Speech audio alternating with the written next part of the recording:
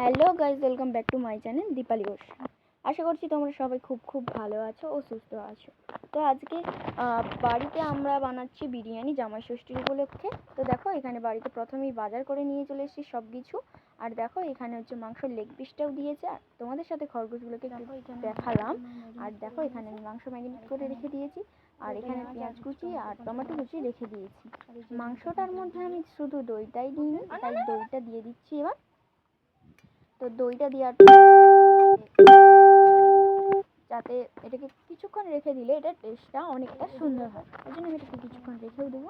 আর তারপর দেখো এখানে ডিম সিদ্ধ বসিয়েছি, আর ডিম আর আলুটা এখনও বাকি আছে। তারপর হচ্ছে আমি এখানে একটা হাঁড়ি নিয়ে নিয়েছি, জল ফুটছে আর জলটা প্রায় গরম হয়ে আসছে, হালকা ঈষৎ গরম হওয়ার সাথে সাথে আমি তার মধ্যে দিয়ে দিচ্ছি গোটা গরম মশলা।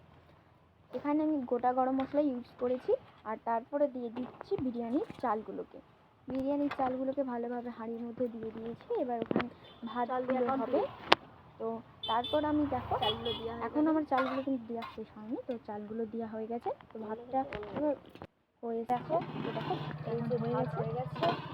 এখানে এখন ডিমগুলো ছাড়ানো হবে, আর কেওড়া জল গোলাপ জল সব কিনে এনেছি, এগুলো এখন ভেজে নেবে, বেরেস্তা করে নেবে। তারপর এখানে হচ্ছে আমাদের রান্না প্রায় হয়েই এসছে, মশলাটা কষিয়ে নেবো, মানে ওই চিকেনগুলোকে ভাজা করবো। এখানে আলু ভাজা হয়ে গেছে, আর টমেটো এখানে রাখা আছে, আর কিছু স্লাইড দিয়ে বেরেস্তা ভাজাটা আমার হয়ে গেছে।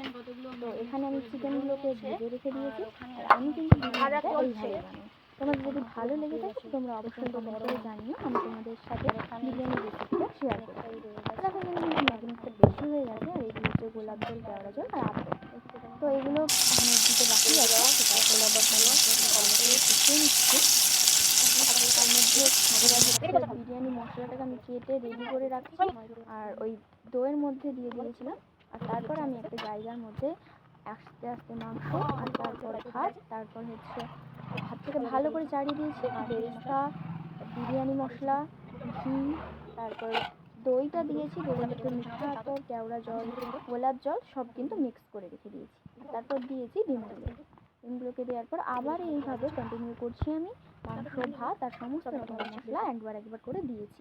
দেওয়ার পর আবার দইটাকেও দিয়ে দিয়েছি। তারপর আবার আমি ওর উপরে আবার বিরিয়ানি মশলাটাও দিয়ে দিয়েছি। দেখো এখানে একটু বেশি পড়ে গেছে, তাই আমি আবার সরিয়েও নিয়েছিলাম।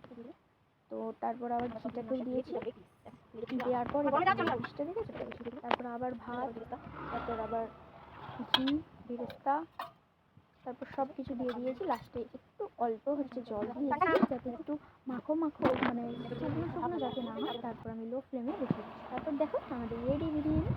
তোমাদের কেমন লাগলো ভিডিওটা অবশ্যই কমেন্ট করে জানো। তো দেখো এখানে আমি খেতে বসে পড়েছি, আর আমার মেয়ে বসে পড়েছে, আবার লেগ পিস খাওয়া। ভিডিওটা ভালো